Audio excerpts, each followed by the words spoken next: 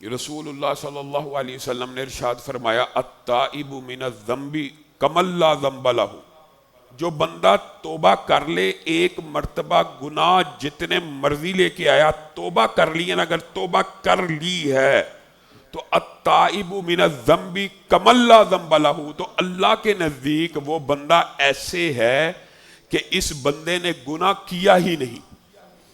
اور رسول اللہ صلی اللہ علیہ وسلم نے اللہ کی رحمت کا ایک اور تذکرہ بڑے خوبصورت انداز میں بیان کیا کہ بندہ سوچتا ہے، نیکی کا خیال سوچتا ہے تو اللہ رب العزت نیکی لکھ دیتے ہیں، نیکی کی نہیں ہوتی، لیکن سوچتا ہے میں عمرے پہ جاؤں گا، میں حج پہ جاؤں گا، میں کنواں کھدواؤں گا، میرے پاس اللہ پیسے آئے تو میں تیرے راستے میں اس جگہ پہ، مسجد میں، فلاں جگہ پہ، کنویں پہ، پانی پہ، لوگوں کو کھانا کھلانے پہ خرچ کروں گا، صرف سوچ رہا ہے۔ اللہ تعالیٰ نیکیوں کو لکھنا شروع فرما دیتے ہیں۔ اور دوسری طرف بندہ گناہ کر لیتا ہے، گناہ کر لیتا ہے، گناہ سوچتا نہیں، گناہ کر لیتا ہے۔ فرشتے اس کا گناہ لکھنے کے لیے آتے ہیں کہ اس کا گناہ لکھ دیا جائے۔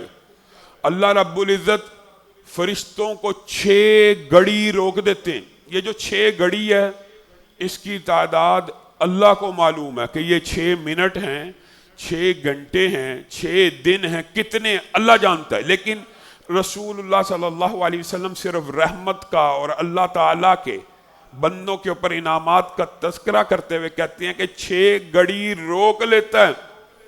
فرشتہ گناہ لکھنا چاہتا ہے، اللہ 6 گھڑی روک لیتا ہے۔ اے اللہ، اس بندے نے گناہ کر لیا، آپ نے ہماری ڈیوٹی لگائی کہ جب بھی کوئی بندہ گناہ کرے اس کو لکھ لو۔ اللہ تعالیٰ فرشتوں کو کہتے ہیں رک جاؤ، ٹھہر جاؤ، رک جاؤ، شاید یہ میرا بندہ توبہ کر لے۔ اے اللہ، آپ نے گناہ کرنے کے بعد بھی 6 گھڑی نامہ اعمال میں گناہ اس لیے نہیں لکھا کہ شاید یہ بندہ پلٹ آئے اور توبہ کر لے۔ آپ نے اگر اس حدیث کو سمجھ نہ ہو تو ذرا غور کریں کہ لکھا ہی نہیں۔ اگر بندہ گناہ کرنے کے فوراً بعد اللہ رب العزت کی رحمت کی دہلیز کے اوپر آ کے اللہ کو کہ مجھے معاف کر دو، تو اللہ تعالیٰ اس کا گناہ لکھنے کی بجائے اس کی اس معافی کو نامہ اعمال میں درج کر کے نیکی لکھ دیتا ہے۔ کیا گناہ ہے، لکھی نیکی جا رہی ہے۔ اس سے زیادہ اللہ رب العزت کی کیا رحمت ہو۔ اللہ تعالیٰ تو بندے کو معاف کرنے کے مختلف بہانے بناتا ہے۔ پانی پلانا، جنت میں چلا گیا، راستے سے ایک ٹہنی کو ہٹایا، جنت میں چلا گیا۔